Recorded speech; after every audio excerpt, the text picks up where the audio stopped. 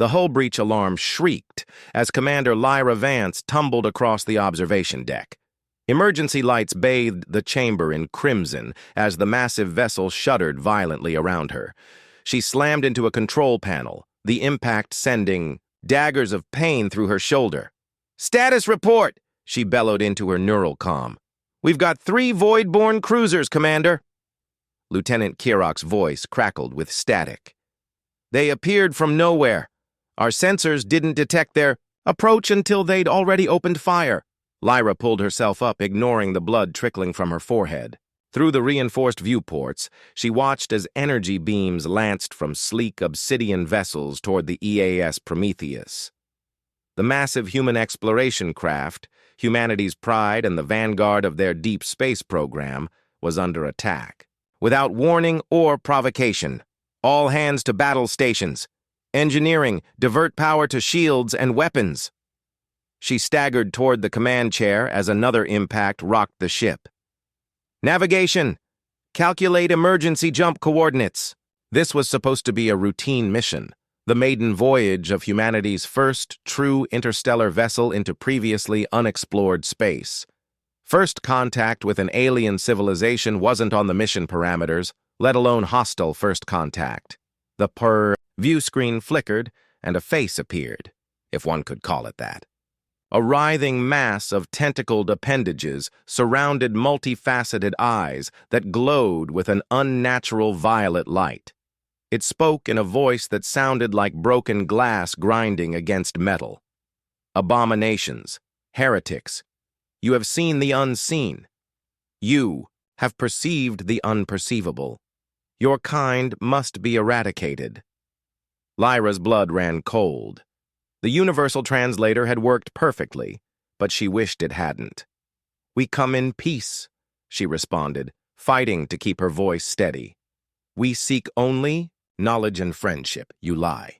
The alien's voice distorted with rage. "Your minds are open to the beyond. You can perceive the architects. This cannot be permitted." Before Lyra could respond, the transmission cut off. The ship rocked again as another volley of energy weapons struck their hull.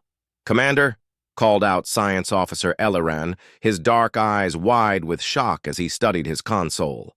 "I'm detecting unusual energy readings from their vessels. They're generating some kind of dimensional distortion." "Shields at 32% and failing," reported Tactical Officer Nix. "We can't take much more of this." Lyra's mind raced. What had the alien meant? The architects? The beyond? Something about humans perceiving what couldn't be perceived? Science. Analyze that transmission. What did they mean about us seeing something we shouldn't? Eliran worked frantically at his station. "Commander, I think they're referring to our consciousness. Something about human perception itself terrifies them." A horrifying thought struck Lyra. The last mission parameter had been to test Dr. Reiko Akamatsu's controversial quantum consciousness array, a device designed to detect energy patterns that might indicate non-corporeal intelligence. "Get Dr. Akamatsu to the bridge now," Lyra ordered. The ship shuddered as the shields absorbed another volley. A support beam crashed down near the tactical station, narrowly missing Nix. When the slender scientist arrived, her face was ashen. "Commander, my device.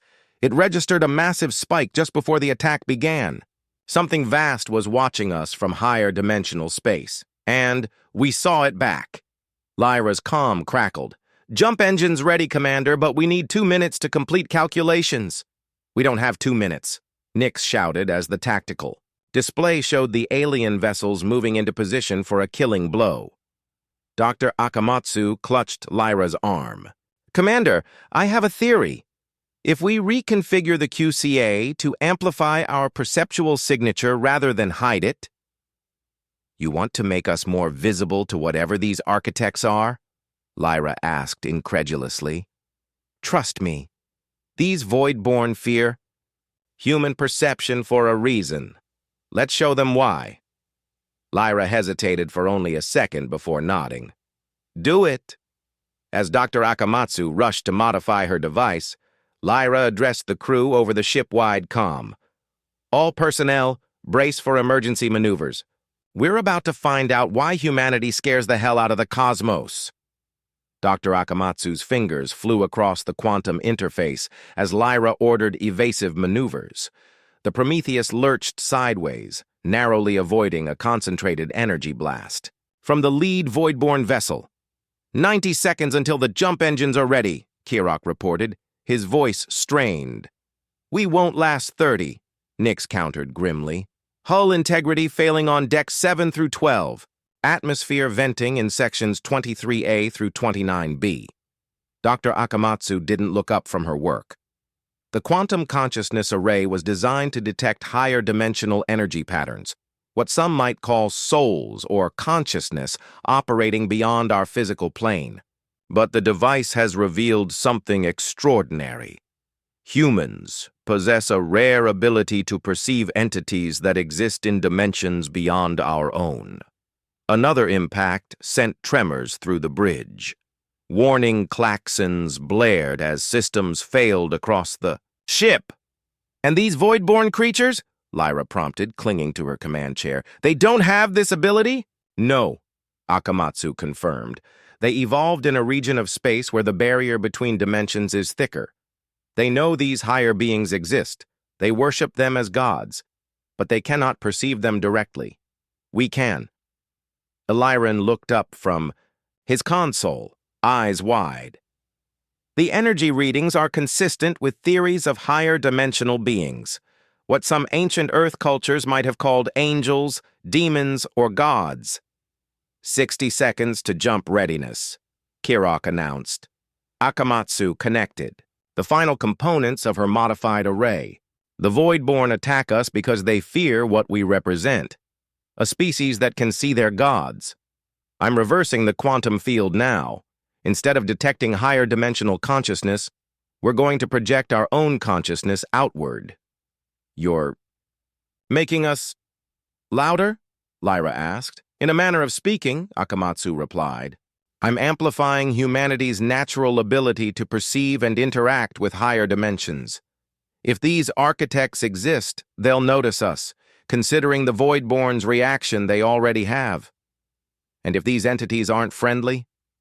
Nix questioned. Akamatsu's gaze was steady. Then we're already dead. The modified QCA hummed to life, bathing the bridge in a soft blue glow that seemed to pulse in time with their heartbeats. Something shifted in Lyra's perception, as though the very fabric of reality had become slightly transparent. She could sense presences, vast and ancient, swirling around them. 30 seconds to jump, Kirok called out. The lead Voidborn vessel positioned itself directly ahead, charging what appeared to be its main weapon, a cannon that glowed with unholy green fire. They're targeting our engine core, Nix reported. If they hit us, we're finished. Lyra felt a strange calm descend over her. Maintain course, all power to forward shields. The Voidborn weapon discharged, sending a lance of destructive energy straight toward the Prometheus. But before it could strike, something impossible happened. The energy beam stopped. Suspended in space, it writhed like a living thing caught in an invisible net. Around it, space itself seemed to warp and bend. What's happening? Lyra whispered. Akamatsu stared at her readouts in wonder. They're here, the architects, and they're responding to us. The suspended energy began to dissipate, dissolving into harmless particles that scattered like cosmic dust. Beyond the Voidborn ships, space itself appeared to fold. Massive distortions formed, not black holes, but something far stranger, windows into another level of existence. The Voidborn vessels immediately broke off their attack, their formations scattering in what could only be described as panic. They're retreating, Nix confirmed, disbelief evident in her voice. Jump engines ready, Kirok reported. Belay that order, Lyra commanded, unable to tear her eyes from the spectacle unfolding before them. Something's happening through the viewports. The crew watched as enormous shapes moved within the spatial distortions, entities of light and geometry that defied conventional description. They shifted and pulsed with colors that had no names in human language. The comm system activated by itself, but instead of sound, every mind aboard the Prometheus received the same message simultaneously. A communication of pure concept, rather, than language. We have watched. We have waited. At last, there are those who see. The message resonated through the minds of everyone aboard the Prometheus, not as words but as pure understanding. Lyra gripped the arms of her command chair, her knuckles white, as reality itself seemed to bend around them. "Are we communicating with gods?" Lieutenant Kirok whispered, his voice barely audible over the ship's damaged systems.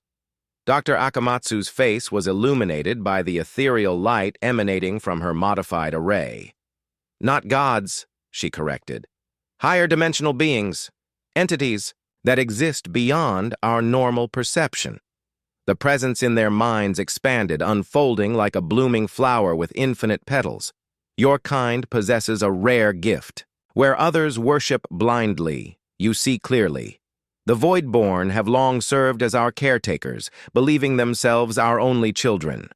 They fear your existence threatens their place. Through the viewport, the retreating Voidborn ships were, being pursued by ribbons of luminescent energy that moved with deliberate purpose. One vessel that tried to flee was enveloped in light, briefly highlighted like an X-ray before disappearing completely. "They're protecting us?" Nyx asked, her tactical display showing the remaining Voidborn vessels accelerating away at maximum speed. Lyra found her voice. "We mean no disrespect to your Voidborn followers. We only seek to explore and understand. Understanding is why you were noticed. Your consciousness reaches outward. Your minds grasp concepts beyond your physical limitations. This ship carries a device that amplifies this natural ability." Ellerin studied his console. "Commander, the damage to our ship is repairing itself. Hull breaches are sealing. Systems coming back online." Lyra turned to Dr. Akamatsu. "Your quantum array. It's creating a bridge between us and them." Akamatsu nodded slowly. "And they're using that connection to manipulate matter in our dimension. What would appear to us as miracles are simply applications of higher physics to them." As if in response to her analysis, the presence in their minds shifted again. "Your understanding is incomplete but remarkable for beings of your dimension. For millennia, we have watched consciousness evolve throughout the cosmos. Rarely does a species develop the ability to perceive higher planes while still bound to physical form." The bridge crew watched in awe as the spatial distortions grew, shifting into elaborate patterns that resembled mathematical fractals. Within these patterns, glimpses of other worlds, other realities became momentarily visible, ecosystems and civilizations completely alien to human experience. "They're showing us their domain," Akamatsu breathed. "The multiverse as they experience it." A new sensation flooded their minds, curiosity but vast and ancient, like an ocean stirring after eons of stillness. Your species is young, volatile, dangerous to yourselves and others. Yet you possess potential beyond measure. The Voidborn fear this potential, for they have served as our intermediaries for millions of years. They believed themselves unique. And now they know they're not, Lyra concluded. We've disrupted their religious hierarchy just by existing. Their attack was unsanctioned. Their understanding of our will flawed. We do not seek worshippers. We seek conversation. The concept that flooded their minds wasn't exactly conversation. It was deeper, more complex, a meaning that encompassed exchange, growth, symbiosis, and mutual elevation. Nyx looked up from her tactical display. "Commander, the Voidborn ships have retreated beyond sensor range. Damage report," Lyra called out. trying to maintain some semblance of normal protocol in this most abnormal situation. All critical systems restored, Kirok reported with astonishment. Whatever they did, we're operating at 94% efficiency, better than before the attack. Lyra addressed the presence directly. We appreciate your intervention, but we need to understand. What do you want from humanity? The response came with a sensation that might have been amusement. Want? We have existed for billions of your years. We have watched galaxies form and die. What could we want from ephemeral beings such as yourselves? Before Lyra could respond, the presence continued. Yet you offer something rare. New perspective. Your minds are like prisms that refract reality in patterns we find intriguing. You see us differently than we see ourselves. Dr. Akamatsu's instruments suddenly registered massive energy fluctuations. Commander, something's happening. The quantum field is stabilizing but expanding. Through the viewport, the space around the Prometheus had become a canvas of impossible colors and geometries. The fractals were converging, forming a tunnel of light and pattern that stretched ahead of them. A gift, a pathway, the beginning of understanding.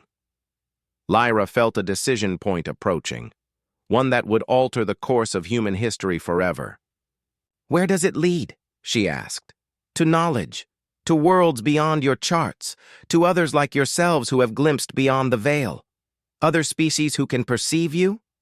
Eliran asked, leaning forward. Yes, a community of seers scattered across the cosmos. The Voidborn have kept you isolated, intercepting your signals, diverting your probes. No longer. Lyra stood, facing the swirling pathway of light. And if we accept this gift? Humanity joins a conversation billions of years in the making. The luminous pathway stretched before the Prometheus like a cosmic river, pulsing with energy patterns that defied analysis by the ship's sensors. Around the bridge, the crew waited in tense silence for Commander Vance's decision. Lyra studied the phenomenon, weighing decades of space exploration protocols against the unprecedented situation they faced. This could be a trap, she said finally, voicing the concern that hung in the air. Or the greatest discovery in human history, Dr. Akamatsu countered softly. The presence in their minds remained patient, vast as the space between galaxies. Fear is appropriate, caution wise. We offer choice, not compulsion. Lyra turned to her. Senior officers. Opinions? Nix frowned, her tactical mind always alert to threats. The Voidborn tried to destroy us simply for existing. These entities stopped them. At minimum, they're the lesser danger. Our mission was to explore, Eliran reminded them, to seek new knowledge and make contact with other intelligences. I doubt Earthfleet Command envisioned contact with higher dimensional beings, Kirok added, but the principle remains the same. Lyra nodded slowly. Dr. Akamatsu, can your array be deactivated if necessary? Yes, Commander. I can sever the connection at any time. Lyra squared her shoulders and addressed the presence directly. We accept your invitation, but we proceed. Carefully. Our responsibility is to the safety of this crew and to humanity. Understood. Your caution honors your duty. Proceed when ready. Navigation. Take us in. 1/4 thrust. Maintain continuous sensor sweeps and be prepared for immediate withdrawal. The Prometheus edged forward, engines humming as it approached the shimmering pathway. As they crossed the threshold, the normal star field disappeared, replaced by a tunnel of flowing energy that surrounded the ship like a living membrane. Remarkable, Eliran breathed, studying his readings. We're traveling through a controlled dimensional corridor, a shortcut through higher dimensional space. Distance from entry point? Lyra asked. Uncertain, Kirok replied. Standard navigational references are meaningless here, but our velocity... He paused, checking his instruments again. Commander, we're moving at approximately 50 times our maximum conventional speed. The journey continued for 20 minutes by the ship's chronometers. The tunnel occasionally shifted, revealing glimpses of strange celestial formations unlike anything in charted space. Finally, the pathway began to widen, opening into a vast expanse that caused everyone on the bridge to fall silent in awe. Before them hung an artificial structure of impossible scale, a spherical lattice surrounding a star with countless smaller structures interconnected throughout its framework. The entire construction pulsed with the same ethereal light they had witnessed earlier.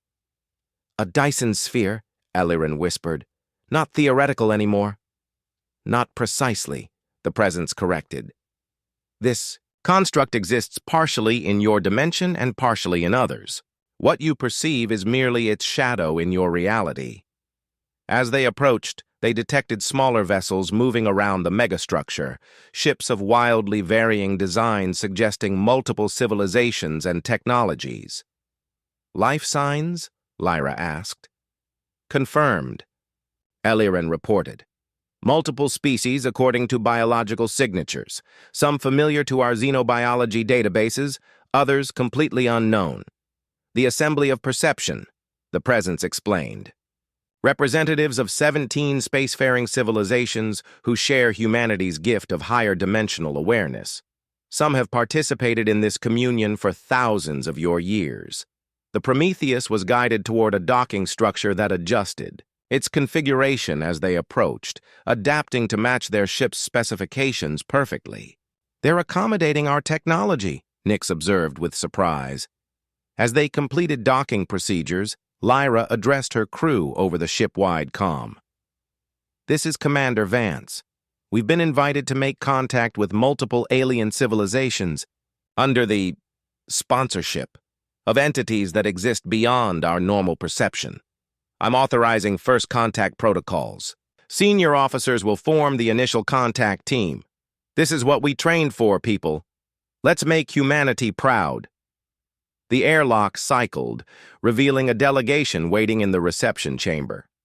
3 distinct species stood before them, one vaguely humanoid with iridescent skin that shifted colors with its breathing, another resembling a graceful insectoid with compound eyes that glowed with inner light, and a third that appeared to be a colony organism composed of hundreds of small interconnected spheres that moved in perfect synchronization. The humanoid stepped forward and made a gesture of greeting. When it spoke, its words were translated directly into their minds. "Welcome, humans of Earth. We have awaited your arrival since the architects first sensed your awakening consciousness. I am Zeral of the Lumen Collective. We are pleased you survived the Voidborn interception." Lyra stepped forward, hand raised in Earth's universal greeting.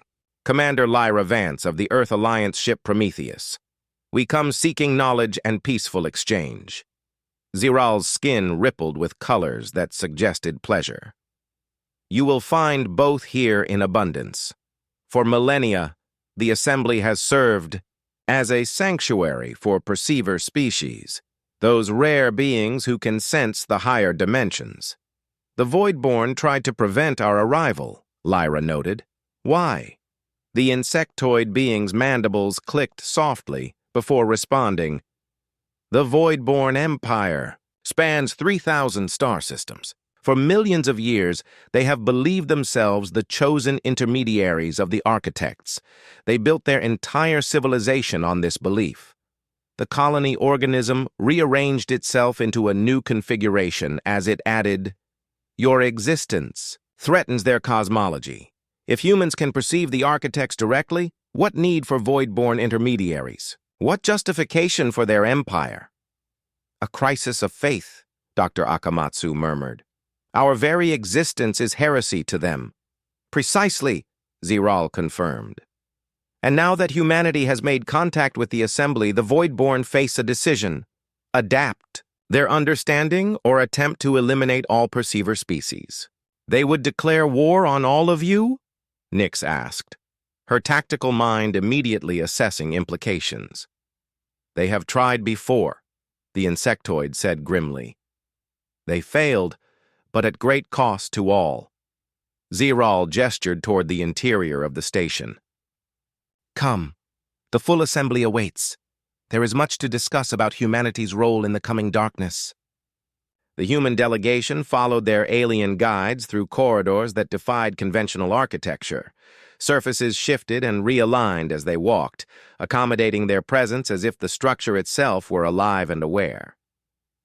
This material, Dr. Akamatsu noted, running her scanner over a wall that rippled at her approach. It's responding to our bioelectric fields.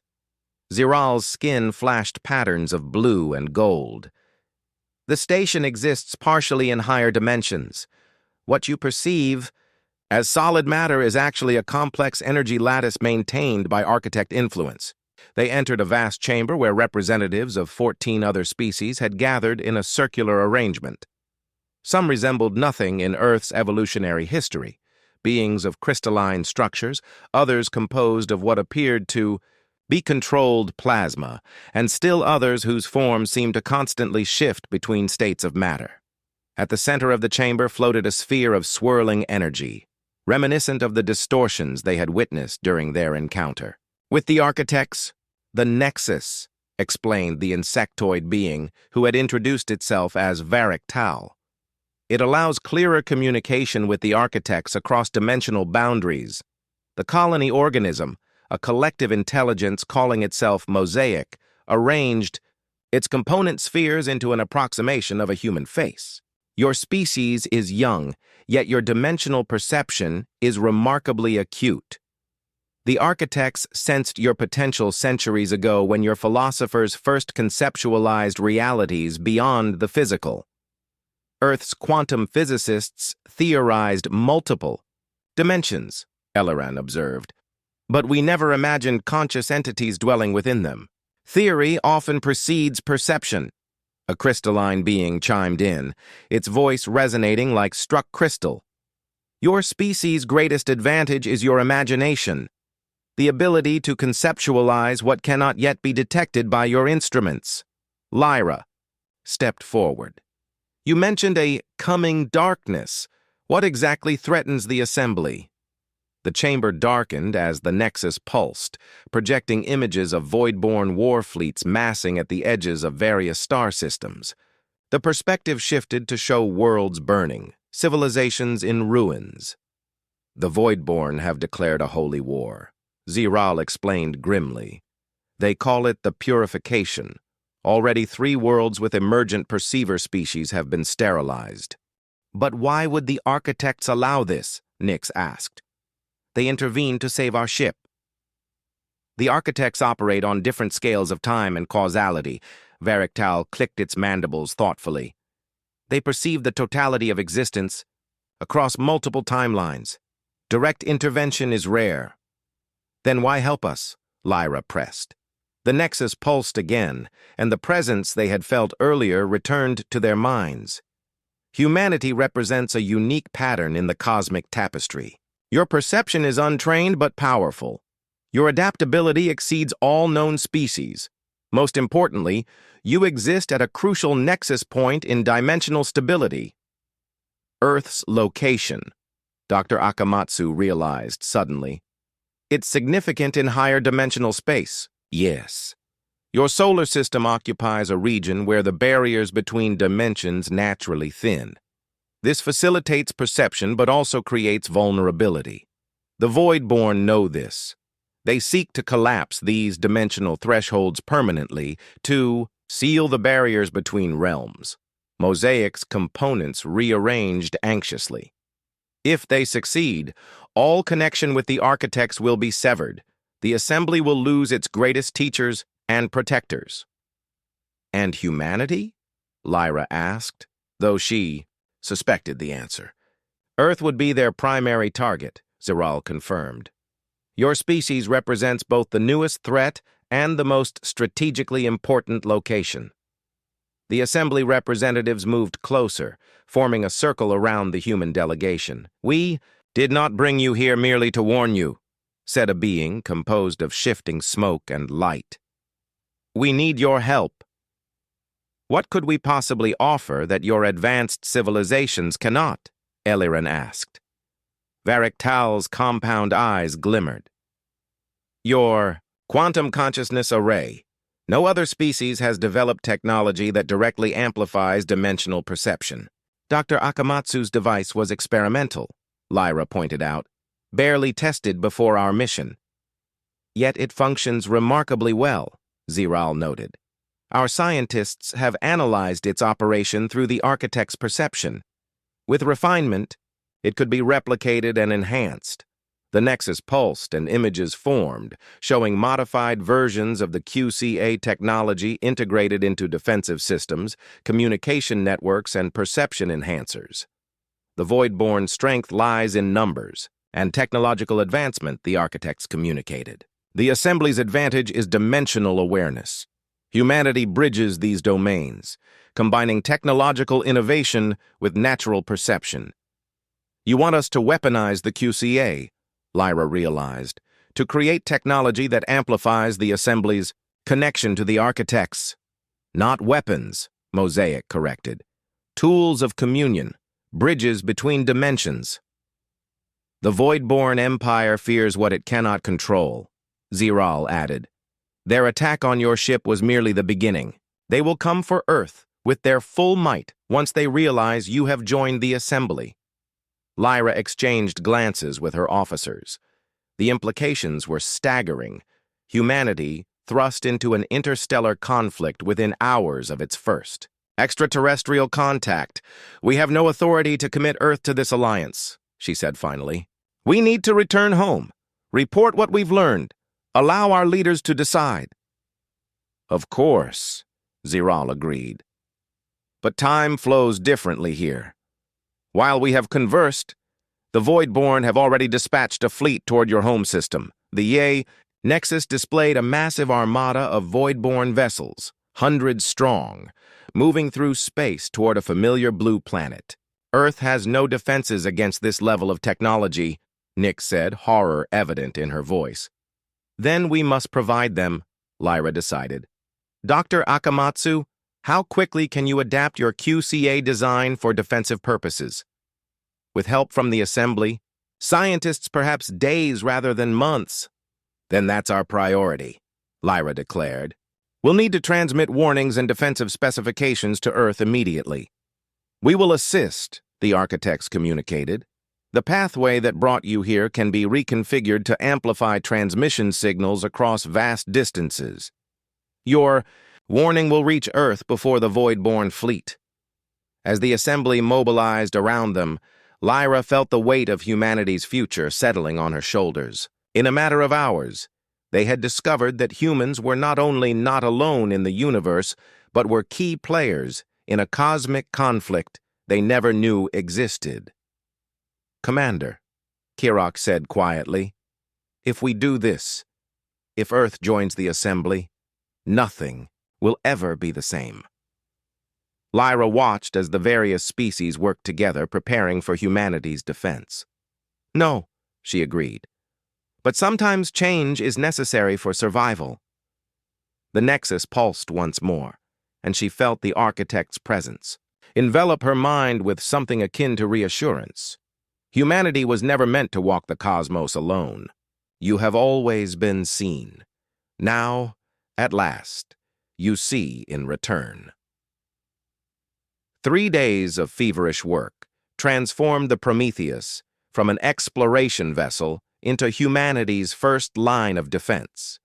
Under Dr. Akamatsu's guidance, the ship's systems had been integrated, with enhanced QCA technology developed in collaboration with Assembly scientists.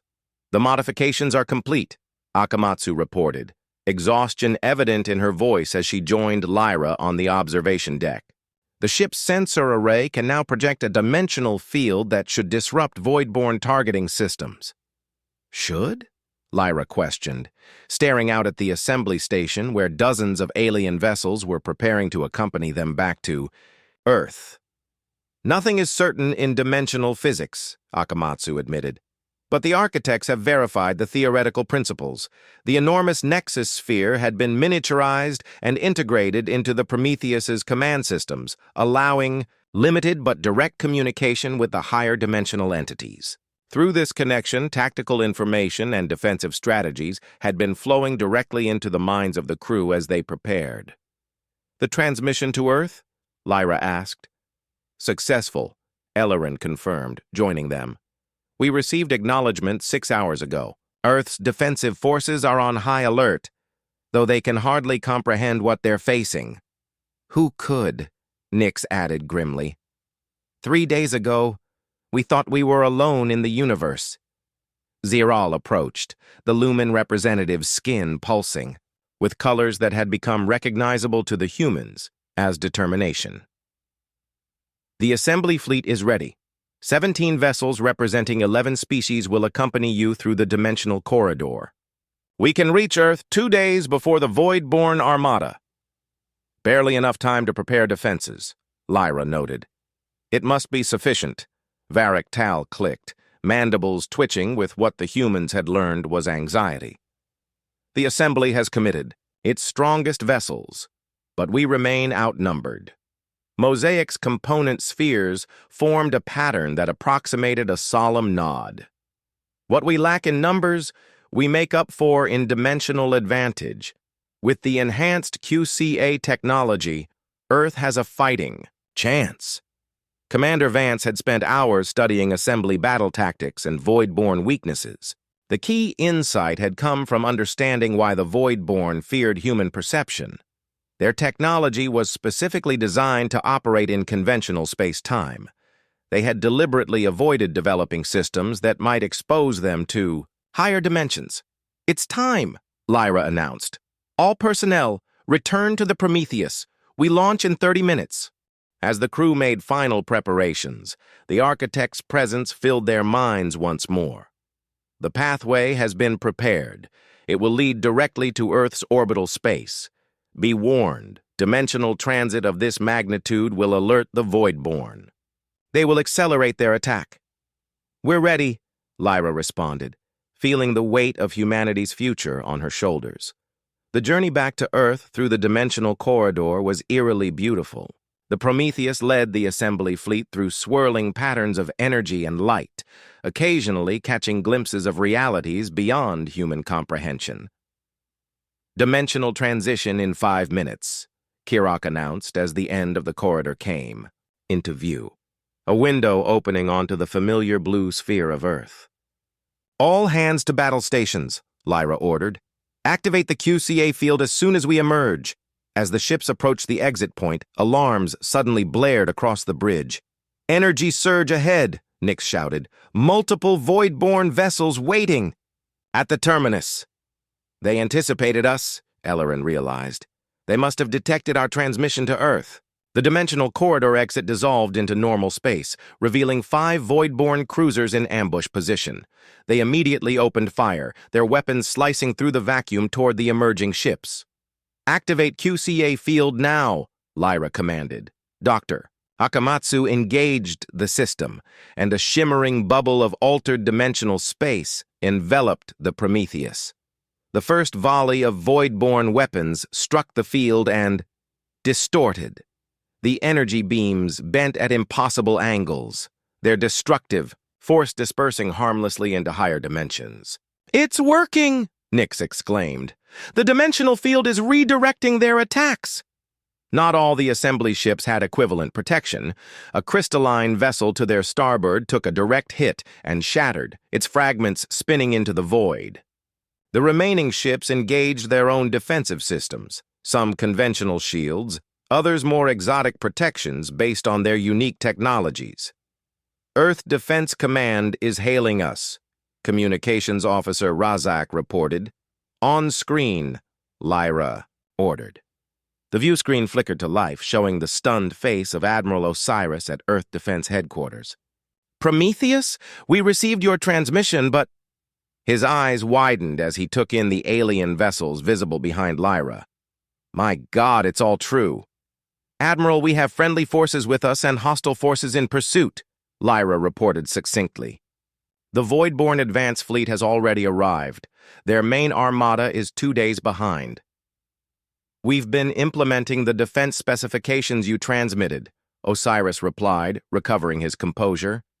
But we'll need time to complete the planetary shield grid. We'll buy you that time, Lyra promised. The Prometheus and the assembly fleet will engage the Voidborn forces. As they spoke, more Voidborn ships emerged from hyperspace. 12, then 24, their black hulls absorbing the light from Earth's sun as they moved into attack formation. They're deploying something new, Ellerin warned, studying his sensors. Energy signatures unlike anything we've seen before.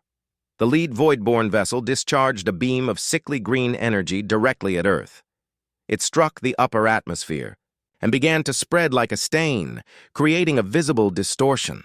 They're attempting to seal Earth's dimensional thin spot, Dr. Akamatsu realized with horror. If they succeed, the architects won't be able to reach us.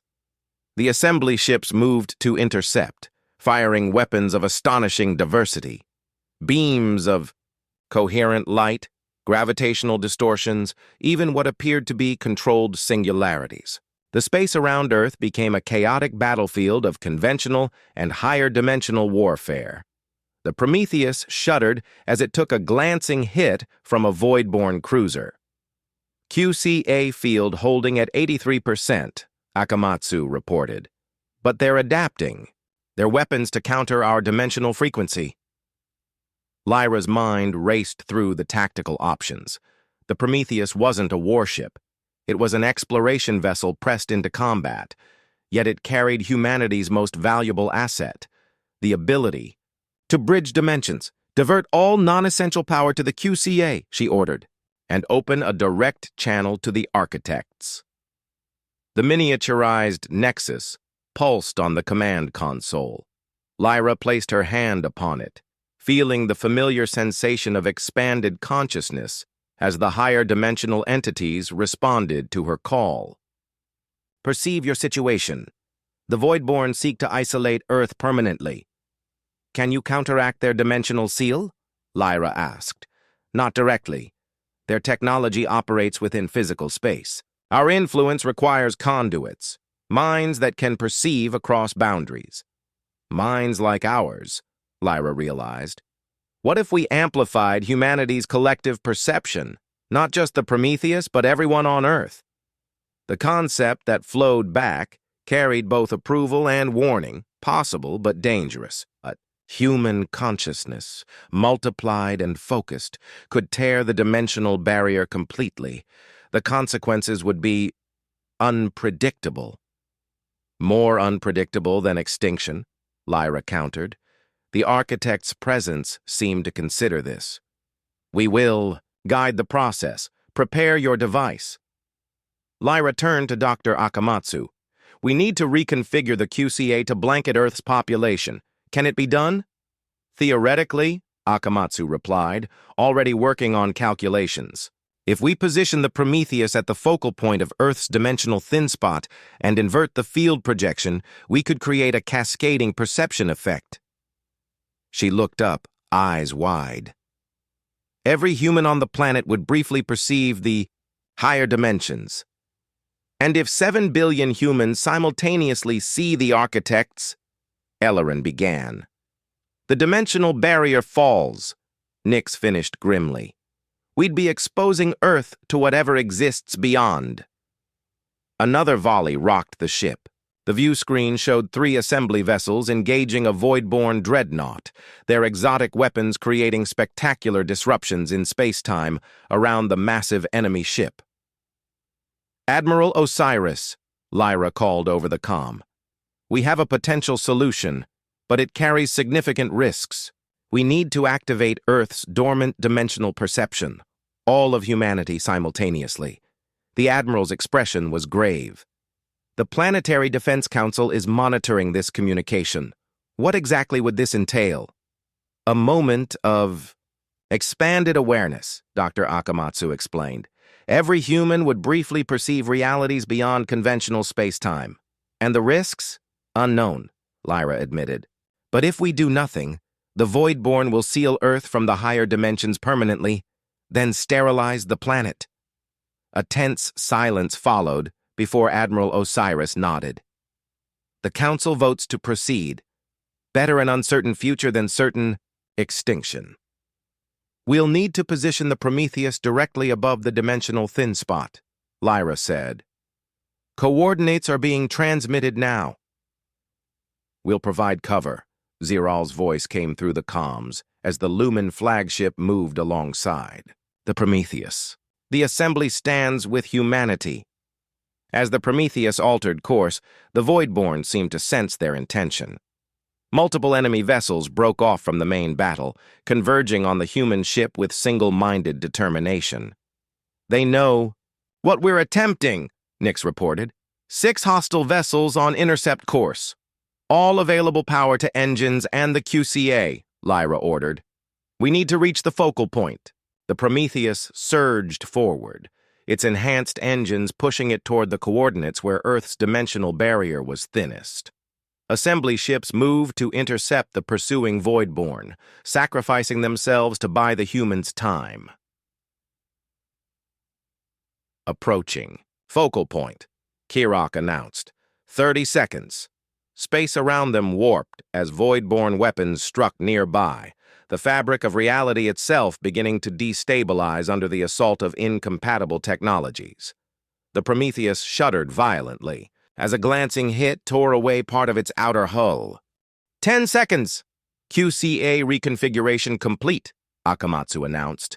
Ready to activate on your command. Lyra looked at the view screen one final time.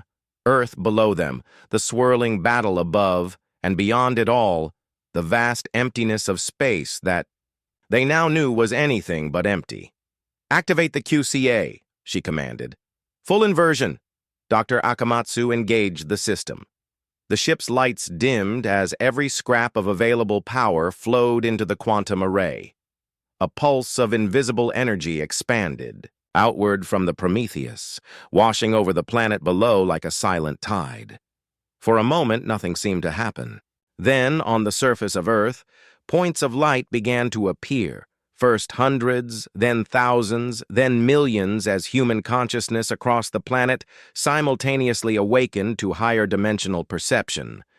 In orbit, the Voidborn ships faltered, their weapons powering down as if confused. The dimensional seal they had been creating over Earth's atmosphere began to dissolve.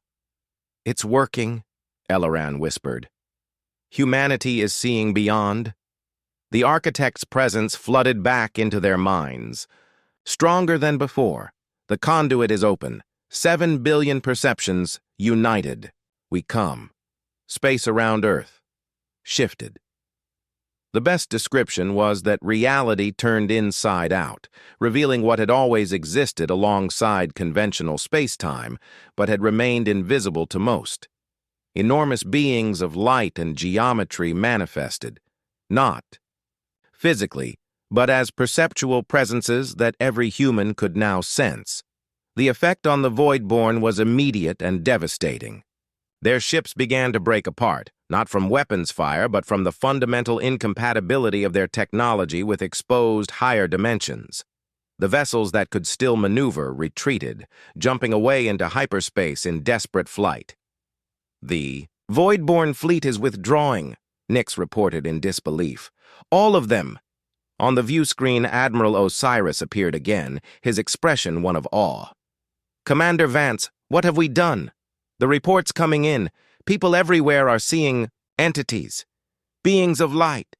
They're everywhere. The architects, Lyra confirmed. Humanity's perception has been expanded. We're seeing what has always been there. Not an ending, the architects communicated to every human mind simultaneously. A beginning. Humanity joins the greater communion. As the Prometheus drifted in, orbit, systems slowly restabilizing, Lyra looked out at Earth, her home forever changed. The dimensional barrier had not collapsed entirely, but it had become permeable. Humanity would never again be isolated from the greater realities that surrounded them. Commander, Kirok called softly. The assembly ships are requesting permission to approach Earth. They wish to make formal contact. Lyra nodded, the weight of the moment not lost on her. Tell them they're welcome. It's time for humanity to take its place among the perceivers. The architect's presence encompassed them all one final time. You have always been watched. You have always been guided. Now at last, you see. And in seeing, you transform. As the assembly fleet moved into Earth orbit to begin the formal introduction of humanity to the cosmic community, Lyra knew that everything had changed. The universe was vaster, stranger, and more wondrous than they had ever imagined, and humanity's unique perception had made them not just participants, but key players in a drama that spanned dimensions. Set course for home, she ordered quietly. It's time to properly introduce Earth to its neighbors, and to the gods they never knew they could see. Around the planet, 7 billion humans looked up at the sky with new eyes, perceiving for the first time the higher dimensions that had always existed alongside their own. The Void-born Empire's greatest fear had been realized. Humans could see the architects. And in that seeing, humanity had found not just salvation, but transcendence.